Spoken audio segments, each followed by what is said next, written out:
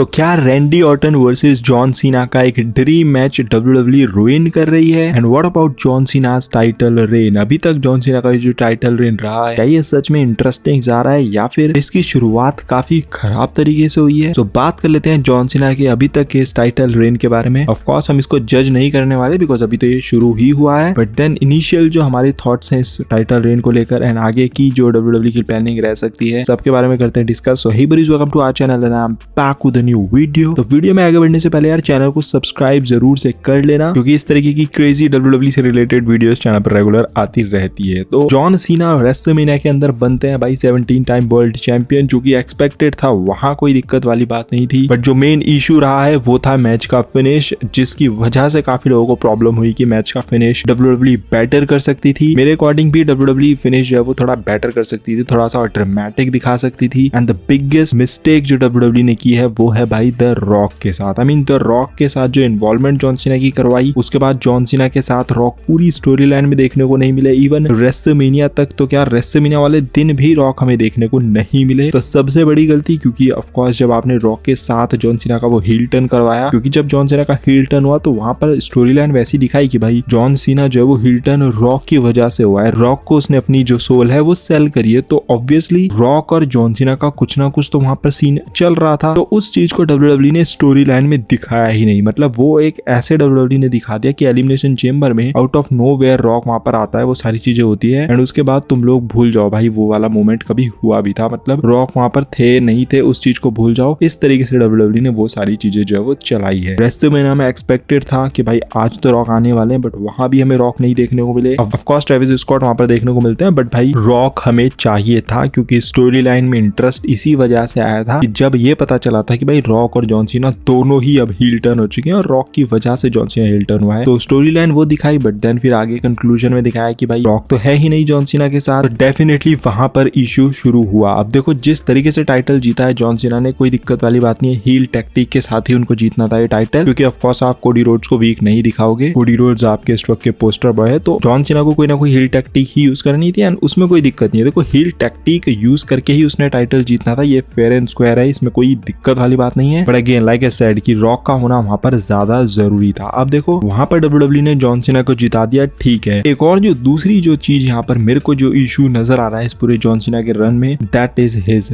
Promos. अब तुम लोग सोच रहे हो यार प्रोमोज तो इतने फायरी दे रहा है जॉन सीना, तो प्रोमोज से क्या दिक्कत है? तो प्रोमोज जॉन सीना के प्रोमोज से मुझे दिक्कत एक्चुअली में है, बट वो इसीलिए है क्योंकि वो एक ही तरीके के प्रोमोज हमें अब देखने को मिल रहे हैं। मतलब एक पॉइंट तक ऐसा लग रहा था, इवन मैंने अप्रिशिएट किया जॉन सीना को कि भाई जॉन सीना यार क्या प्रोमोज दे रहा है, मतलब सामने रेसलर की इसको जरूरत ही नहीं पड़ रही है, तो क्राउड के साथ ही इंटरेक्ट कर रहा है, क्राउड को ही जवाब दे रहा है, क्राउड भी इसको जवाब दे रही है अपने चेयर बूज वगैरह के साथ, और फिर ये उन्हीं को रिवर्ट कर रहा है और बढ़िया मतलब प्रोमो अंगल चल रहा है, प्रोमो बैटल चल रहा है क्राउड और जॉन सीना के बीच में। बट ये चीज अच्छी लग रही थी शुरू में, बट अब क्या हो रहा है कि अब काफी समय हो चुका है इस सेम चीज को। अब ये सेम चीज WWE ड्रैग किए जा रही है। मतलब वीक आफ्टर वीक जब भी जॉन सीना प्रोमो एंगल देने आ रहे हैं, कोई प्रोमो देने के लिए आ रहे हैं, तो वो फैंस के साथ ही भाई प्रोमो बैटल करने लग जाते हैं, जो कि मेरे हिसाब से अभी तो बड़ा गलत लग रहा है। मतलब पहले तक मुझे सही लग रहा था, मजा आ रहा था, बट अभी क्या हो रहा है कि भाई वही सेम चीज हो रही है, वही सेम चीज हो रही है। तो मैं यही कहना चाहूंगा भाई कि इस चीज से ओवर करो, क्योंकि जॉन सीना का इंटरेक्शन जो क्राउड के साथ होना था आई थिंक वो हो चुका है, इनफ हो चुका है। तो अभी मुझे ऐसा लगता है कि जॉन सीना को क्राउड से ज्यादा अपने ओपोनेंट पे फोकस करना चाहिए, अपने ओपोनेंट के बारे में उनको प्रोमोज जो है वो देने चाहिए, तो वो मजेदार होगा। क्योंकि पता है भाई जॉन सीना माइक पर खा जाता है सामने वालों को, उसमें पता है कोई दिक्कत वाली बात नहीं है। तो आई वांटेड कि जॉन सीना जो है वो जब प्रोमो दे तो ओपोनेंट के बारे में ज्यादा बोले, और भाई क्राउड का नाम भी मत लो, मतलब भूल जाओ भाई वो क्राउड वाली चीजें। क्योंकि आपने जो हील टर्न करवाया उसके पीछे जो आपने रीजन दिया वो ये दिया था कि भाई जॉन सीना हील टर्न इसलिए हुआ है क्योंकि ये जो क्राउड है ये जॉन सीना को इतने टाइम से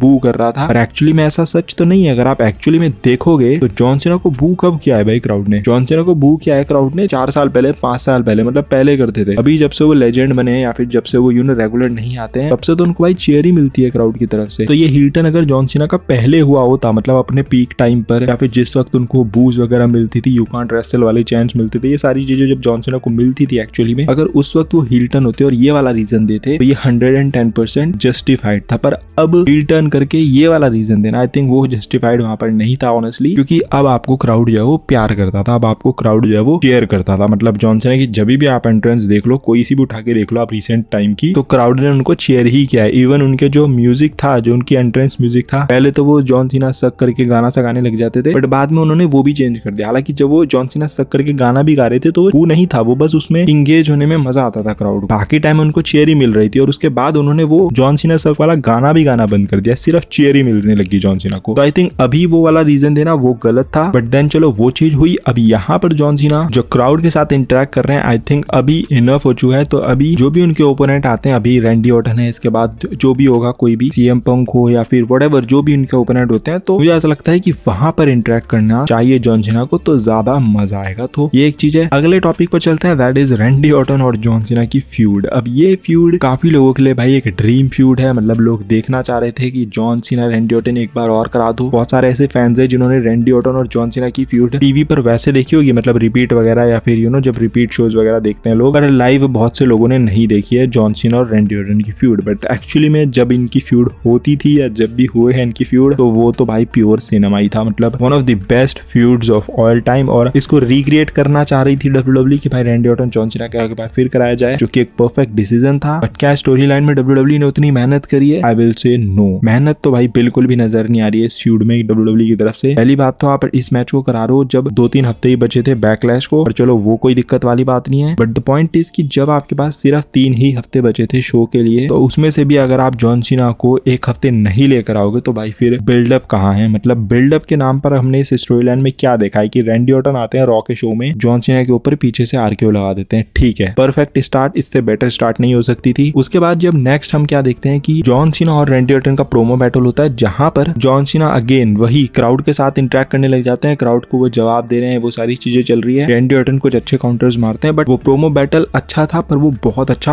हो सकता था। एंड वहां पर फिर हम क्या देखते हैं कि जॉन सीना अपना एटीट्यूड एडजस्टमेंट लगाने के लिए होते हैं रैंडी ऑर्टन के ऊपर, बट उसको काउंटर करके रैंडी ऑर्टन ही उनके ऊपर एक और आरकेओ लगा देते हैं। एंड उसके बाद अगले हफ्ते हमें कोई अपीयरेंस नहीं देखने को मिलती है जॉन सीना की। अब लास्ट हफ्ता है, मतलब इसी सैटरडे को डब्ल्यूडब्ल्यू जो है वो बैकलैश का पेपर व्यू करा रही है, और उससे पहले एक दिन पहले जो है वो स्मैकडाउन हमें देखने को मिलेगी, और उस स्मैकडाउन में लास्ट अपीयरेंस होने वाली है इन दोनों की, यानी कि लास्ट फेस ऑफ होने वाला है दोनों का इनके मैच से पहले। तो वो एक ही हफ्ता बचा है, क्या उस एक हफ्ते में ये उतना इंटरेस्ट ला पाएंगे जितना ला सकते थे? आई थिंक नहीं आएगा। मतलब जितना इंटरेस्ट होना चाहिए था इस फ्यूड के अंदर या फिर स्टोरी लाइन के अंदर, आई थिंक उतना इंटरेस्ट नहीं ला पाई है डब्ल्यूडब्ल्यू क्राउड के अंदर। ऐसा नहीं मैं कह रहा हूँ कि ये बोरिंग है, बोरिंग तो ये हो ही नहीं सकता था। ये मैच ही अपने आप में इतना बड़ा है कि अगर आप इस मैच को बिना बिल्डअप के ही दिखा देते ना, तब भी लोग जो है वो एक्साइटेड होते इस मैच को देखने के लिए, बिकॉज हिस्ट्री ही कुछ ऐसी रही है दोनों की। तो इसमें बिल्डअप वैसे जरूरत नहीं था, पर अगर आपको सिर्फ इस मैच को देखना है और इस फ्यूड को देखना है, तो उस हिसाब से अगर आप जज करोगे, फॉरगेट कि इनके बीच में पहले क्या हुआ है, फॉरगेट इनकी हिस्ट्री क्या रही है, क्या क्या मैचेस रहे हैं, अगर आप एक सेकंड के लिए उन सब चीजों को भूल जाओ और सिर्फ ये देखो कि हाँ ये एक मैच बिल्ड हो रहा है, तो क्या ये उतनी इंगेजिंग स्टोरी लाइन है? आई विल से नहीं। मेरे हिसाब से ये और बेटर हो सकती थी, इस स्टोरी लाइन को डब्ल्यूडब्ल्यू और बेटर कर सकती थी। काफी प्रेडिक्टेबल है। अब देखो लास्ट हफ्ता बचा है, यहाँ पर डब्ल्यूडब्ल्यू अपनी तरफ से जो करेगी, बट देन फिर मैच में बैकलैश में ऑफ कोर्स सबको पता है कि जॉन सीना ने ही जीतना अपनी कोई हील टैक्टिक से। आई फील लाइक कि इसको और इंटरेस्टिंग बना सकती थी जब लास्ट टाइम एवर है, क्योंकि देखो रैंडी ऑर्टन जॉन सीना अब दोबारा नहीं देखने को मिलने वाले हैं, और ये एक सच में ड्रीम ही है भाई। किसने सोचा था जॉन सीना वर्ल्ड चैंपियन होंगे और रैंडी ऑर्टन उनको चैलेंज कर रहे होंगे उस चैंपियनशिप के लिए? मतलब इमेजिन करना भी मुश्किल था। एक साल पहले अगर कोई बोलता या 2 साल पहले बोलता तो इमेजिन करना भी मुश्किल था, बट ये चीज एक्चुअली में हो रही है। लोग इस चीज की ड्रीम तो कर रहे थे, सोच तो रहे थे यार काश ऐसा हो जाए, काश ऐसा हो जाए, पर ऐसा